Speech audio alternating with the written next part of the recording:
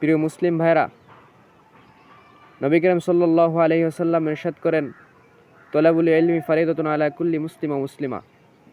প্রত্যেকটা মুসলমান নরের উপর ইলমে দ্বীন শিক্ষা করা ফরজ।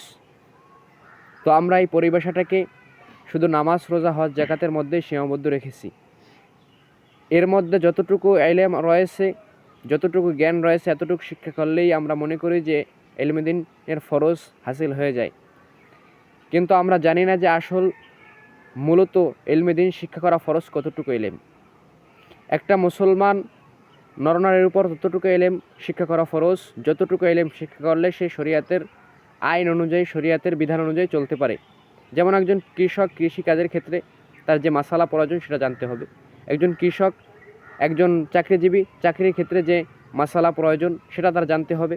এরকম করিয়া প্রত্যেকটা ক্ষেত্রে যে যেই কর্মের মধ্যে লিপ্ত থাকবে ওই জ্ঞানটা তার অর্জন করা এটা আবশ্যক।